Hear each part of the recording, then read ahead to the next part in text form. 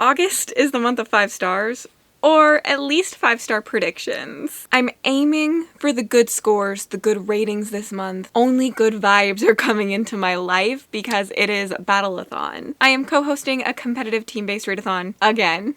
What's new? This one is Battleathon is created by Mel from Melonor Reads, my little bestie. This one, you get points by the star rating that you give your books. This is such a unique readathon because of that, and that's why I truly love participating in it. You technically have one prompt per team that gets you like a bonus amount of points, but at the end of the day, it's really your star rating that is going to have you winning in the competition. It is bracket based, which means teams are facing head to head trying to be number one, like a sports team. Like we're going to the reading Olympics, playing the playoffs, the reading playoffs, and we are going to win if you join my team. I am co-hosting Team Wings with Brie from Four Paws in a Book. You've seen Brie before on my channel. I love Brie. I'm very excited to be co-hosting with her. I'll leave the announcement video linked down below for you to check out. Join my team, win. You can join at any point during the month of August. So I need to get my big brain going, put my thinking cap on, and pick those 5-star reads. None of these 1 or 2 stars. I am gonna say that we are skipping Snakes and TBR stacks this month. Honestly, I need a new board. This thing is getting destroyed. The cats recently walked on it with wet paws and you can't even read some of the words. There's prompts I've been avoiding, so one of my goals in August will also be to make a new board so that in September we can play again. Let's just talk through what I want to read this month. I, of course, have my 3rd episode of the Every Romantasy Challenge coming. I left some good ones for this last episode. I want to continue in the Blood Grey series by Villa Roth. This is a fantasy romance about vampires. This is the 3rd book in the series, and I have given the first 2 books. I think I gave them both 5 stars, maybe 4 stars. I don't remember at this moment, but they feel like 5 stars, so this is going to be a 5-star. They gave the first book 4 stars, the second book 5 stars. Should I check on Goodreads? Let's check. Okay, first book 4 stars, second book 4 stars. Okay, but either way, I'm feeling like the 3rd book could be a 5-star. It's a chunky boy. It's split into 2 books. Let me only hold up one because why do I need to hold up both sides? This is a high epic fantasy story. It's like a 9-book long series, and it's following Leo and Cassia, who are kind of at odds because they are different species. He's a vampire, she is a human, and they are said to not get along. However, there is a treaty that happens every hundreds of years between the vampires and the humans that they come and essentially make a deal saying they're not going to harm each other. Cassia is the bastard daughter to the king, and when the vampires come to make this treaty, they end up meeting each other. Even though Cassia is kind of kept secret, she's kind of not well loved by her father. Her father's kind of cruel, and Cassia and Leo start meeting in secret and becoming friends even though her father literally hates the vampires so much. A romance blossoms. Things happen. There is a great epic political plot that happens between the politics between the vampires and the humans. This is for the epic fantasy girlies who are looking for some romance in their life. This has this high epic plot. The world building this is some of the coolest I've ever seen. It's vampires, but they're not technically called vampires. They're called Hespereans, and it's set in a different world. There's like so much lore into this. So much thought was put into this series, and Leo, our love interest, he is a sweet cinnamon roll character. He's so sweet. He loves her so much and he will do anything to protect her. It's no enemies to lovers, which is my usual vibe, but like Leo has my heart and I need to continue. Like, listen to me gush about this. I need to continue. I will be reading this for the Friends to Lovers prompt in the Every Romantasy Challenge. All of these books, in my opinion, count as Friends to Lovers, even though they're like set up to make them like enemies, but they're never truly enemies in these. They quickly become friends. The other prompt I have left for that challenge is the Bodyguard Square, and I will be reading Claw on the Ground. This has been on my last 3 TBRs for this square in the Every Romantasy Challenge. I just kept putting it off. Why am I reading all the chunky boys in August? I don't know, but I do say I like chunky books, so hopefully that's good. This is a standalone enemies to lovers bodyguard setup romantasy. We follow our main character who has been told all of her life that she is not fit to be queen. She would make a terrible queen, which sucks because her childhood lover is actually the prince. However, she's okay with it because all she's ever wanted was to escape, to go on an adventure, to leave the island, not be stuck here forever. And she knows she'll have that ability since no one thinks that she'll be good at it. However, on the prince's consort's naming day, she is shooketh when she hears her name come out of the king's mouth as one of the prince's consorts, because he's always said she would not be good at it. So how did he choose her? Why did she choose her? Her life is ruined now, even though it is her childhood lover, so she should kind of be happy about it, but like, to each their own. I don't want to be trapped either. However, I don't think the romance is between those two. I believe it's actually between her bodyguard that comes to protect her since she's the queen's consort. However, this bodyguard has malicious thoughts. He's not there for the right reasons. He's not there to protect her, at least at the beginning. I'm sure he's going to be there to protect her at some point. He's going to like free her from the island, escape. They're gonna be in love after some really good banter and enemies to lovers vibes and maybe a knife to the throat scene. I'm really excited for this. I think I just keep putting it off because one, it's chunky, and two, it's an author I have not read from before, which just I feel like instantly makes it a little bit scarier. I've had a few friends read from this author and like her though, so like it shouldn't be that scary. Also, we're buddy reading this in my Patreon for the Wyvern read-alongs. We did pick this one for August, so I'm excited that I get to read it with friends. And that does actually cross off the squares that I needed for every romantasy challenge, but I still have a few bonus challenges and micro tropes that I need to get done. So another book that I'm going to be reading in that video is The Road of Bones. This is a Viking romance, and I have that Viking bonus prompt that I need to do. Well, I don't need to do, it's not technically mandatory, but I want to do it. I'm also hoping this will have a one horse trope because I need that. I need that badly. Essentially in this, I think we're following our main character who goes on the run, another micro trope in the Every Romantasy Challenge, because a queen has ordered her death, and when her father dies, she has to escape. She doesn't know where she's going, so she decides to go on this long stretch of road, this quest that is really, really dangerous, but it's her only way for safety. Like, she has to go that way or she's gonna die. She barely survives this first trek. She barely survives this first half. What is she gonna do? She takes her chances. She sneaks in to the cart of some big bad mercenary Vikings. Some guys with probably some buff biceps, some nice forearms. What am I saying? I'm in a silly goofy mood today.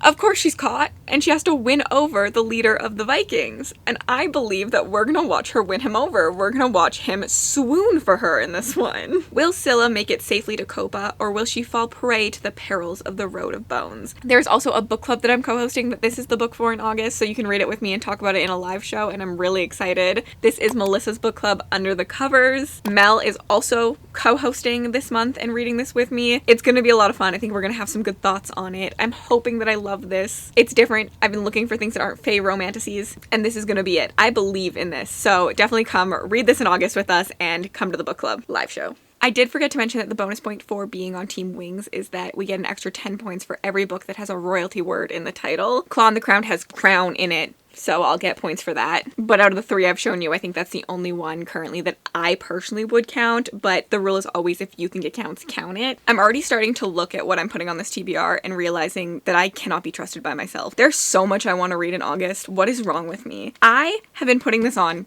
every single TBR for the last 4 months. I need to get to the next Throne of Glass book, Queen of Shadows. This is the word queen in it, so it gets me an extra 10 points. Perfect time to read it. But I also would kind of like to go from this and continue with Empire of Storms, which has the word empire in it, and I feel like empire is royalty, so I would also count that as a word. I also have this out from the library currently, and the waitlist was so long, but I can't delay my physical reads at the library, which kind of sucks, which means I have to return this in like a month's time, and I won't be able to get it a second time around, or I'll have to wait another 7 months to get it. If you don't know what the series is, it's Throne of Glass, which is the first book. It's the series title and the first book. We're following Selena Sidrothian, who is the world's greatest assassin. That is until she's captured and put in prison. When she's put in prison, she spends a year there until the prince comes and says, let's make a deal. My father is looking for someone to be his essentially assassin, his guardian, his champion. And he asked every single royal to pick someone to come into a competition, fight to the death, and the one that wins will be his champion. And we also get a reward if we picked that person. Will you, Selena, be my champion? Of course she says yes. Like, die in jail or go to this competition and beat all these men. Silly. Of course she said yes. And we just watched Selena do that. And the story really progresses from there. It gets a lot more expansive. This is a YA story, but it definitely, like, as the series goes on, becomes a lot more epic in scale. It is not just a YA romance. Like, there is heavy duty fantasy and politics and world building in this series. The last book, Air of Fire, really hit it off for me, so I'm really looking forward to reading Queen of Shadows. They're just so long, and I don't have the audios that I put them off. Why do we put off things that we like as readers? A wild card one for me that's on my TBR this month is Navigating the Stars by Maria V. Snyder. I could really like this. I've heard really good things about it, but I'm also kind of terrified of it because I haven't really been in a sci-fi era lately. But I do love previous YA sci-fis, like the Scythe series by Neil Shusterman, The Hunger Games, Divergent, Red Rising. Like, there are some sci-fi that I really, really love. There's also just been a lot that has been really, like, missed for me. A lot of it's adult, and so I'm hoping that since this is YA, it'll still work for me. We're following a world where we have gone to space and we have explored.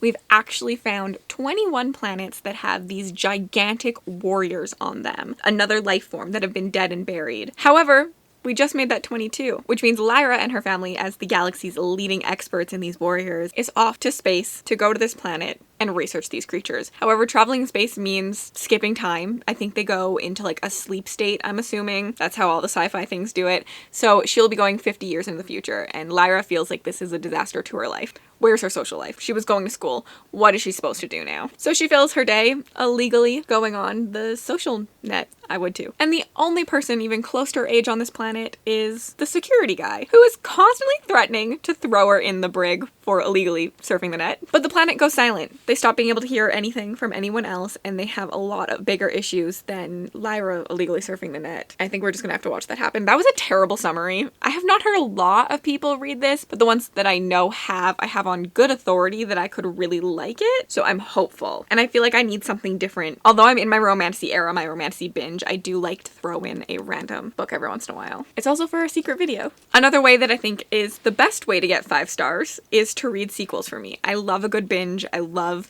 continuing to read about a world and some characters and things like that. So we have some sequels that I would like to get to this month. Reckless by Lauren Roberts. I'm actually kind of surprised I haven't read this. However, I've been waiting to be in the right mood to be able to sit down to annotate because I loved Powerless so much that like I want to love this just as much. I want to be giggling and screaming and just like squealing about all the good little bantery lines in this. I'm hoping that that moment comes for me in August, because I think this is an easy 5 star. Like, I really enjoyed Powerless. This is the second book in this trilogy following our main character, who is powerless in a world of power, essentially. The king rules this world and deemed that anyone who does not have powers shouldn't be alive. They need to die. They're a threat to society. They're a disease. They can make you sick and get rid of your powers, things like that. He sends his vicious son out to do all the killing because what kind of king wants to do his own dirty work? And in this world, in order to prove yourself, there is a like competition trial somewhat similar to the Hunger Games, but it's like the royalty goes into it, and it's not technically a fight to the death, but killing is allowed, so people do die. And the winner gets glory and fame and all this other stuff and says like, I'm the best magical person in the world. Our main character is kind of thrust into this competition and no one knows that she's powerless. She's been fooling the world with this fake power that her dad taught her to do so she wouldn't die. Being next to the king's son, this like assassin of powerless people, because he can detect other people's powers, is making it very tricky because they're both in this competition together. However, they end up taking a liking to each other and helping each other. But what will happen when he finds out that she's been lying to him this whole time? Things happen. And the second book is diving into what happened and the aftermath of what happened, and I'm so ready for it. This is a silly, goofy, good time for me. Like, I giggled so much in this. I cannot wait to get to this. Two Twisted Crowns by Rachel Gillig. This is the sequel to One Dark Window, which I really enjoyed a month ago, and I've heard that this second book is even better. This is a duology, but they're kind of standalones in a duology because the first book follows a couple and then this book is going to follow a different couple, but you're still going to see the story progress from the first book, and that first couple is still like seen in this. They're just like not the main couple. I'm very excited for who the couple is in this. He was my favorite character in the first book, so extra excited to see what this book brings, and being in his head I think is going to be really fun and make me giddy. This is one of the coolest magic worlds that I've read in a long time. We have card magic. Essentially in this world there's a sickness that comes to some kids and they get magic if they live through the sickness. However, magic has a price in this world, and anyone who has magic ends up losing something of them, whether it's their mind or their body or something like that. So just like in Powerless, the king has deemed these children need to die. We follow our main character in the first book who has magic but has been hiding it. She accidentally reveals herself to the knight, the like first knight of the realm, essentially, who happens to also have a secret. He is trying to take down the king, and to do this, they are looking for a deck of cards. As I said, there's card magic. The other way magic rules in this world is through these cards. If you touch one of these cards, you can use the magic. The magic still has a price, but only when you're touching the card and from like repeated use. The more you use it, the more the magic takes from you. It is said when the deck is complete, this sickness of magic will go away. However, we don't want the king to find this. The king is not the nicest. So enter this knight guy who wants to do it so the king can't. And the magic our main character has can help them find all the cards. And there's romance and stuff. And I just like really, really liked the vibe of this story. It's not the best romance in the first book, but I still enjoyed it. I ended up giving it 5 stars. But the magic in the world building, the vibes, were everything to me. Ash and Feather by S.M. Gaither. This is the sequel to Flame and Sparrow, which was a 4-star read for me. It would have been a 5-star if we had met the love interest earlier. I'm obsessed with the love interest. The God of Fire is so fun and amazing in my opinion. Like, I loved him so much, and I'm excited to dive into book 2, and we're already gonna have him. Like, he made the book for me. The found family aspect made the book for me, and we got that in the latter half of book 1.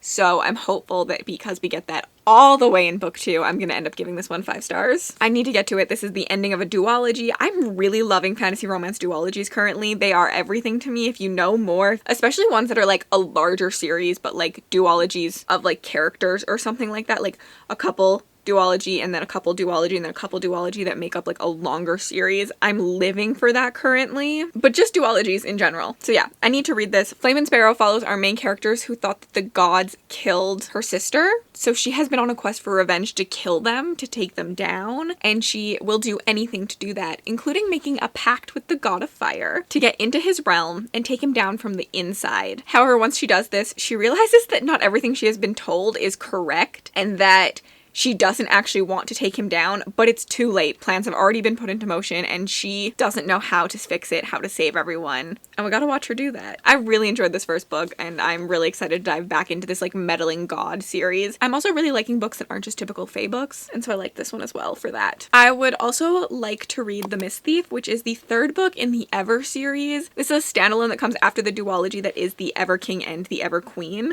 We're following a new character in this that we do see within the first 2. From what I've been told on the author's like social medias, it is okay to start with The Mist Thief. I've already read the Ever King series. I personally don't understand how you could start with The Mist Thief. I think you'd be missing a lot. Like, I don't think it's a true standalone. You just really get to know the world and this character, and like the setup of why they're in an arranged marriage comes from the other 2. So I don't see it. However, I'm really excited to read The Mist Thief. I loved the Ever King, gave it 4 stars, gave the Ever Queen 5 stars. So I'm really hopeful that I continue to love this world. Again, this is a fae romance, but it felt different because of the pirate setting and things like that. And there's a lot of epic world building. Technically, the Ever series is a prequel series. There is a series about their parents that's out. I didn't feel like I was missing anything. I didn't feel like I lacked substance or world building. You do learn about their parents. You know, like, who got together, obviously. So if you want to go back and read in chronological order, you can. I don't think that you need to, and I would suggest starting with the Ever King. I am going to go back to that other series eventually, but I think I'm going to continue in this series first since The Mist Thief is out. I don't really know what to tell you about this other than all of what I just did. Like, how do I tell you the synopsis of this? Because I don't want to tell you the synopsis of The Mist Thief because I feel like it's not a true standalone, but like, does the Ever King series really matter to what The Mist Thief is about? Anyways, I loved this series, so just check it out. Like, I'm excited to continue it. I think it's gonna be a 5-star vibe. Also, I no longer believe in publishing dates, but I still want to read the sequel to The Veiled Kingdom if it comes out this month as well. I just don't trust them anymore for fantasy romance authors. I've been burned too many times to actually think that your book is coming out on time, which is fine. I would rather them take time and like give me a better book. However, I also just wish you didn't tell me in the first place. Like, only tell me a release date once you're sure it's gonna happen. Like, finish the book, have all the edits out, like arcs are going out and you're gonna announce the date that it's going to be published. Like, that's what I personally want, but I'd rather them delay releases than give me a shitty book. I loved The Veiled Kingdom. This was so fun. I gave it 4 stars. I'm a sequel girly at heart, to be honest. It takes me a while to warm up to like characters and stuff, so I typically like a second book more than a first book. I typically like a series more as it goes on because like I'm just so invested in all the characters and stuff. So I'm expecting the second book in this to be 5 stars for me. This is a fun story. We're following our main character, who is the princess that has been kept away in a castle. No one has seen her since she was like very young. The king is not very nice. I feel like that's a trend in this fantasy romance life right now. However, she runs away. She escapes. Kind of, because she ends up in the hands of her father's enemies, the rebellion, and she has to lie about who she is, or else they're probably going to use her and murder her and do who knows what to her because she's the princess of the king they hate and are rebelling against.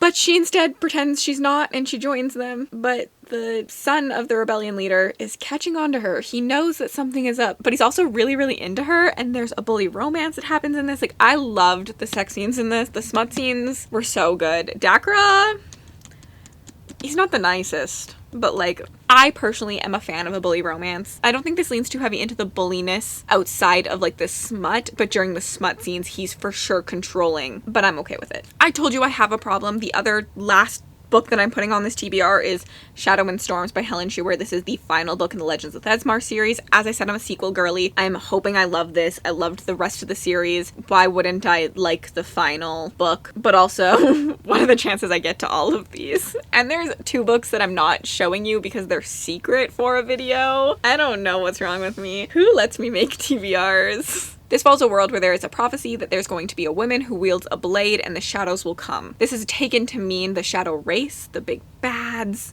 of this world, and so women have just been allowed not to use any blades. They're not allowed to be warriors or anything. But insert Althea, whose entire dream is to be a war sword, to be a warrior, to wield a blade and fight for her land and kill these evil wraiths. And she is going to do it no matter what. She is going to make them believe in her and hopefully not make the prophecy come true. And Wilder Hawthorne is gonna help her along the way, who is very grumpy. This book gives me grumpy sunshine without like a true sunshine.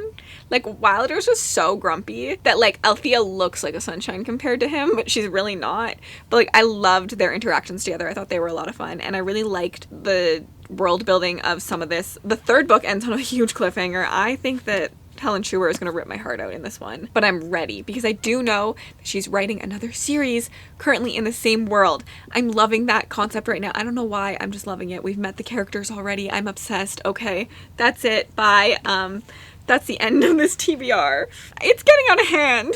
This isn't even all of the ones I said in this video, and there's no way I can read all of these at all. But when it comes to a month of 5 stars, I like to leave myself open to mood reading a little bit. I've learned that like, if I'm excited about a book, I'm gonna like it more, and forcing myself to read something isn't truly gonna help me. So I won't get to all of these, but these are what's on my list of things I would really like to get to this month or in the next coming months. This is why I play a TBR game normally, okay? This is why I have a set amount that I can only pick, because otherwise I end up like this and I'm feeling a little overwhelmed by how much I still want to read by the end of the year, not even just in August, and that the end of the year is coming so soon. What is it like to be a reader? When someone asks me this, I want to say that like, to forever have an uncontrollable amount of books you want to read and feel like you can never catch up. That's what it feels like to be me. Thanks for coming to my overly ambitious TBR video.